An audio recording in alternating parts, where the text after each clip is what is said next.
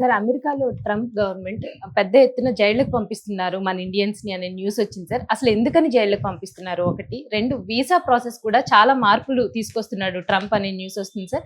దీనివల్ల భారతీయులు ముఖ్యంగా అక్కడ ఉన్న ఉద్యోగాలు చేస్తున్న భారతీయులు గాని, అక్కడ చదువుకుంటున్న మన విద్యార్థులు కానీ చాలా ప్రాబ్లమ్స్ ఫేస్ చేయాల్సి వస్తుంది. అసలు ట్రంప్ నిర్ణయాలు వెనుకున్న ఆంతర్యం ఏంటి సార్? ట్రంప్ నిర్ణయాల వల్ల ఇండియన్స్ రకరకాల ఇబ్బందులు పడుతున్నారు. టారిఫ్స్ లేకపోతే ట్రేడ్, బైలాటరల్ ట్రేడ్ ఇవన్నీ పక్కన పెడితే మన వాళ్ళు అక్కడ దాదాపు 54 లక్షల మంది ఇండియన్స్ అమెరికాలో ఉంటున్నారు. ఇందులో ఇప్పుడు 54 లక్షల మందిలో చాలా మంది అక్కడే సెటిల్ అయిపోయారు. వాళ్ళకి గ్రీన్ కార్డులు ఉన్నాయి, కొంతమందికి అమెరికన్ పౌరసత్వం ఉంది, వాళ్ళకి ఇబ్బంది లేదు. ఇప్పుడు ఇబ్బంది ప్రధానంగా 2 రకాల వాళ్ళకి ఇబ్బంది ఉంది. ఒకటి అనాథరైజ్డ్గా అక్కడ ఉంటున్నారు, వాళ్ళని ఇల్లీగల్ ఇమ్మిగ్రెంట్స్ అంటున్నారు. అంటే అక్కడ ఉండడానికి ఎటువంటి పత్రాలు కానీ ఏమీ లేకుండా ఏదో ఒక పేరుతో H1B వీసా పేరుతో వెళ్ళి అక్కడ వీసా అయిపోయినా గడువు అయిపోయినా అక్కడే ఉండిపోవడం, లేదు స్టూడెంట్ వీసా మీద వెళ్ళి గడువు అయిపోయినా అక్కడే ఉండిపోవడం, రకరకాల పద్ధతులు అక్కడికి వెళ్ళిపోతున్నారు. టూరిస్ట్ వీసాలతో అక్కడ అనాథరైజ్డ్గా ఉండిపోతున్నారు. ఆ ఉండిపోవడానికి కారణం ఏంటంటే అమెరికన్ ఎకనామిక్ కూడా చీప్ లేబర్ అవసరం. ఎందుకంటే ఇప్పుడు మన వాళ్ళు అక్కడ పనిచేస్తే గంటకి $5 నుంచి $10 మన వాళ్ళకి ఇస్తే సరిపోతుంది. అదే అమెరికన్స్ అనుకోండి $20 నుంచి $30 గంటకి ఇవ్వాలి. తర్వాత ఇన్సూరెన్స్ బెనిఫిట్స్ ఇట్లా వాళ్ళకి చాలా ఉంటాయి. అందుకని వాళ్ళు ఏం చేస్తున్నారు, అక్కడ ఉన్న షాపులు కావచ్చు, రెస్టారెంట్లు కావచ్చు, తర్వాత షాపింగ్ మాల్స్ కావచ్చు, వీళ్ళందరూ కూడా చీప్ లేబర్ కాబట్టి వీళ్ళని పెట్టుకుంటారు. రెండోది అమెరికన్స్ కంటే కూడా వీళ్ళు ఎక్కువగా హార్డ్ వర్క్ చేస్తారు, సిన్సియర్గా పనిచేస్తారు, ఇవన్నీ ఉంటాయి. దానివల్ల వాళ్ళు కూడా వాళ్ళకి చీప్ లేబర్ అమెరికా కావాలి. కాబట్టి ఇన్ని రోజులు అమెరికన్ ప్రభుత్వాలు చూసి చూడనట్టు తెలియకుండా ఎలా ఉంటారు వీళ్ళందరూ, తెలిసే ఉంటారు కదా. అలా 1,13,00,000 మంది ఉన్నట్టుగా అమెరికాలో ఇట్లా అనాథరైజ్డ్ ఇల్లీగల్ ఇమిగ్రెంట్స్ అనేది తేలింది. దీంట్లో ఇప్పటికీ 18,000 మందిని మన వాళ్ళని ఇండియన్స్ని ఐడెంటిఫై చేశారు. అందులో నాకు తెలిసి తెలుగు వాళ్ళు చాలా తక్కువ ఉంటారు. ఎందుకంటే తెలుగు వాళ్ళు ఇల్లీగల్గా అమెరికాకి వెళ్ళే వాళ్ళు చాలా తక్కువ ఉంటారు. ఎక్కువగా నార్త్ ఇండియన్స్, ముఖ్యంగా హర్యానా, పంజాబ్ ఈ ప్రాంతంలో ఎప్పటి నుంచో దాని మీద ఉంది. డంకే అనే సినిమా కూడా దాని మీద వచ్చింది. కెనడా నుంచి అమెరికాకి, ఇటు లాటిన్ అమెరికా దేశాల నుంచి బార్డర్ దేశాలు ఉంటాయి, అక్కడ నుంచి పంపించేస్తారు అన్నమాట. దీనికి ఏజెన్సీలు అన్నీ ఉంటాయి. అమెరికన్ అక్కడ బార్డర్ సెక్యూరిటీ వీళ్ళంతా కూడా కుమ్మక్కై ఉంటారు. దీని మీద అనేక సినిమాలు కూడా వచ్చాయి, మనకి డాక్యుమెంటరీస్ వచ్చాయి. ఎలా వెళ్తారో ఆ మధ్య కూడా ఫ్లైట్ ఒకటి అక్కడ ఫ్రాన్స్లో పట్టుకున్నారు. అందులో 300 మంది మన ఇండియన్స్ ఉన్నారు ఇల్లీగల్గా వెళ్తూ. ఇక్కడ ఏంటంటే 50 లక్షల నుంచి ₹1 కోటి ఖర్చు పెడితే మనల్ని ఇల్లీగల్గా పంపించేసే వాళ్ళు ఉంటారు. అక్కడ పోయినాక 50 లక్షల కోటి అక్కడ సంపాదించుకోవచ్చు. ఇలాగా వెళ్ళిపోయే వాళ్ళు చాలా మంది ఉన్నారు. అలాగా 18,000 ఇప్పటికి గుర్తించారు. ఇది 2,20,000 మంది ఇండియన్స్ ఉన్నారని చెప్తున్నారు, కానీ మనకి ఇప్పటి వరకు అయితే 18,000. ఇక్కడ ఇల్లీగల్ ఇమిగ్రెంట్స్ సంబంధించి ప్రధానంగా ఇప్పుడు ట్రంప్ కొన్ని నిర్ణయాలు తీసుకున్నాడు. ఆ నిర్ణయాలు ఏంటంటే, ఇందులో ఇల్లీగల్ ఇమిగ్రెంట్స్ అందరినీ క్రిమినల్స్గా ప్రకటించారు. యాక్చువల్గా అమెరికన్ చట్టాల ప్రకారం ఇల్లీగల్ ఇమిగ్రెంట్స్ అనేవాళ్ళు క్రిమినల్స్ కాదు, అది సివిల్ క్రైమ్. యాక్చువల్గా క్రిమినల్ క్రైమ్ కాదు. అంటే వాళ్ళని జైల్లో పెట్టడం అది చేయకూడదు. వాళ్ళకి ఫైన్లు వేయచ్చు, డిపోర్ట్ చేయొచ్చు, వాళ్ళని మళ్ళీ వేరే దేశాలకు పంపించడం, అది ఎక్కడి నుంచి వచ్చారో అది చేయాలి. అది చేయకుండా ఏం చేస్తున్నారంటే వాళ్ళని క్రిమినల్స్గా ప్రకటించాడు ట్రంప్. నిజానికి చట్టం ఒప్పుకోదు, కానీ చట్టం తేవాలని ప్లాన్లో కూడా ఉన్నాడు ట్రంప్. కాకపోతే ఏంటంటే చట్టం తేవడం ట్రంప్కు సంబంధించిన రిపబ్లికన్స్లోనే దీని పట్ల వ్యతిరేకత ఉంది. ఎందుకంటే అమెరికన్ ఎకనామీ దీని మీద డిపెండ్ అయింది, చాలా చీప్ లేబర్ మీద. చీప్ లేబర్ పోతే కాస్ట్ అయిపోతుంది. కాస్ట్ అయినప్పుడు గూడ్స్ పెరుగుతాయి, కన్జ్యూమర్ బర్డన్ పెరుగుతుంది. వాళ్ళు ఏం చేస్తారు, ఇప్పుడు షాప్లో 4 పని చేస్తున్నారు, $5 గంటకు పనిచేసే వాళ్ళ స్థానంలో $30 ఇవ్వాల్సి వస్తే నలుగురికి, వాళ్ళు 4 పెట్టుకోలేరు, 2 పెట్టుకోవాలి. ఆ 2 సరిగ్గా పనిచేయరు, దానివల్ల వాళ్ళకి ఇబ్బంది. ఇవన్నీ మళ్ళీ ఆ సరుకులు లేకపోతే ఫుడ్ అన్నీ కూడా కన్జ్యూమర్ గూడ్స్ పెరిగే అవకాశం ఉంది. సో ఇలాగా అది రిపిల్ ఎఫెక్ట్ రకరకాలుగా పడుతుంది. దానివల్ల అమెరికన్ ఎకనామిస్టులు కూడా ఇదంతా ట్రంప్ చేస్తున్నది సడన్గా అలా చేయకూడదు, దీనికి ఒక ఆర్డర్ ఉండాలి, ఒక్కసారిగా నువ్వు 1,30,00,000 మంది 13 లక్షల మందిని తరిమేస్తానంటే ఎలాగా అనేది అక్కడ కూడా ఆందోళన ఉన్నాయి.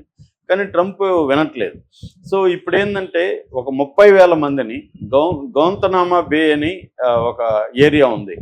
అది ఎక్కడంటే మెక్సికో దీంట్లో బార్డర్లో ఉంటుంది. అంటే అది వాళ్ళది, మెక్సికో వాళ్ళది, అమెరికా ఆక్యుపై చేస్తుంది అనేది మెక్సికన్ ఆరోపిస్తుంది. కానీ వీళ్ళ కంట్రోల్లో ఉంటుంది, అమెరికా కంట్రోల్లో. కానీ లీగల్గా అది అమెరికన్ది కాదు.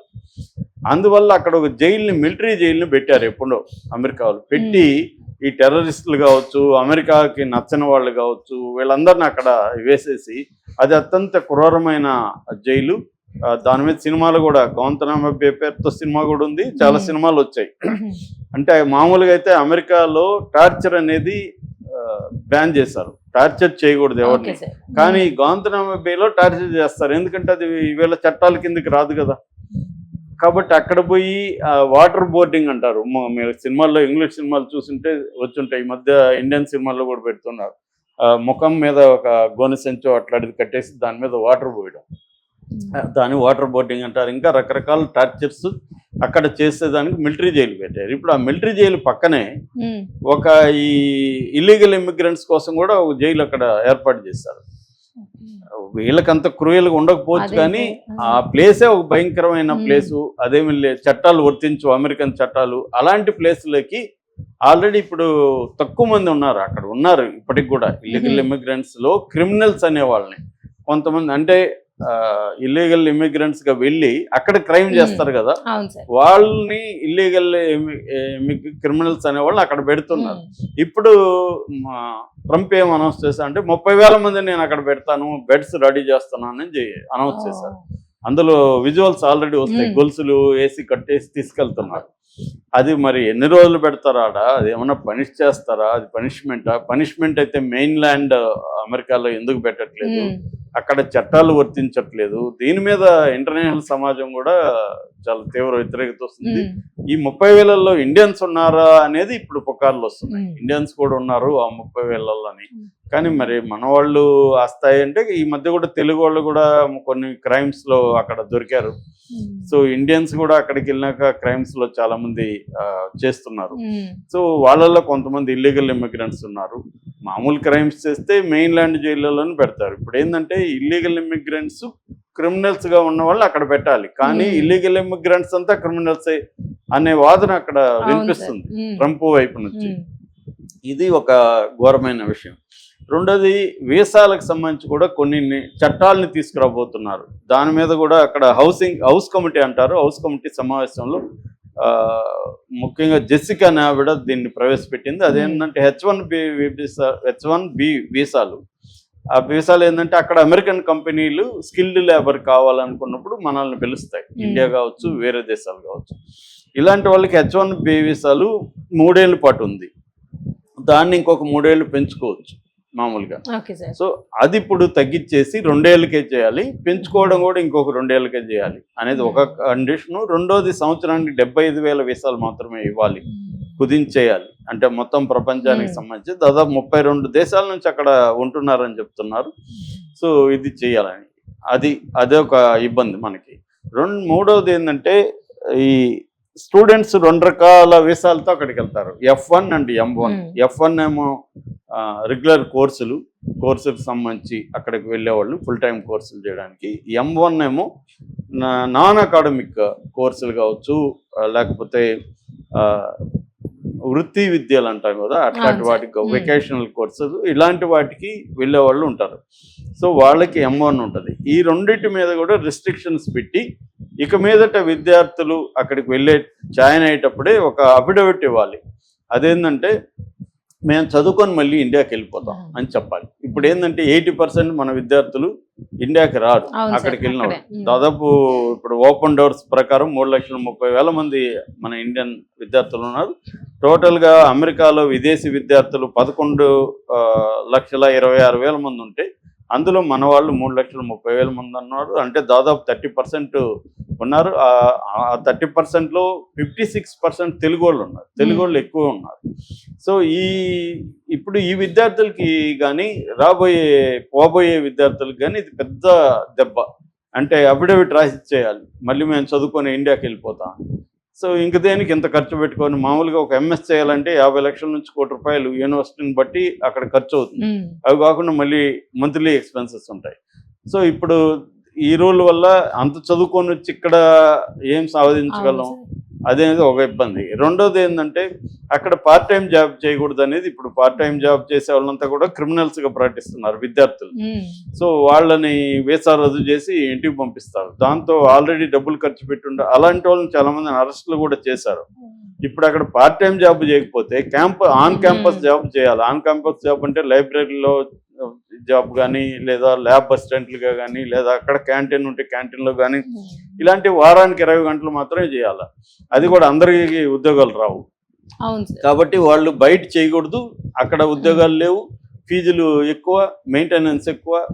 దీన్నంతా ఎలా భరించాలి? అందుకని విద్యార్థులు ఇప్పుడు చాలా, ఇందాక కూడా ఒక న్యూస్ వచ్చింది, కూకట్పల్లిలో ఒక విద్యార్థి వాళ్ళ అమ్మ నాన్నకి ఫోన్ చేసి, అమ్మని మీరు నెక్స్ట్ మంత్ నుంచి మీరే పంపించాలి నాకు డబ్బులు, నాకు ఇక్కడ నేను జాబ్ మానేశాను అని ఫోన్ చేస్తున్నారు. అలాగా మన తెలుగు వాళ్ళు కూడా చాలా వార్తలు వస్తున్నాయి.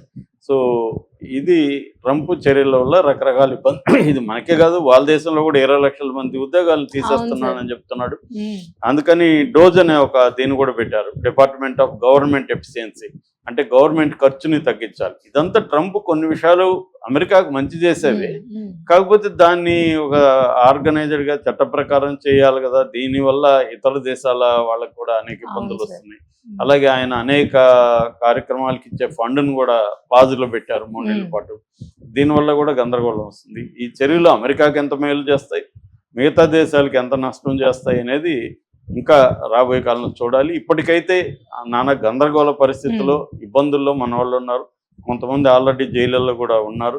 ఈ గాంతనాబే జైలుకి కూడా మన వాళ్ళు ఎవరన్నా పంపిస్తున్నారు అనేది ఇంకా క్లారిటీ అయితే రాలేదు. Right sir, thank you sir.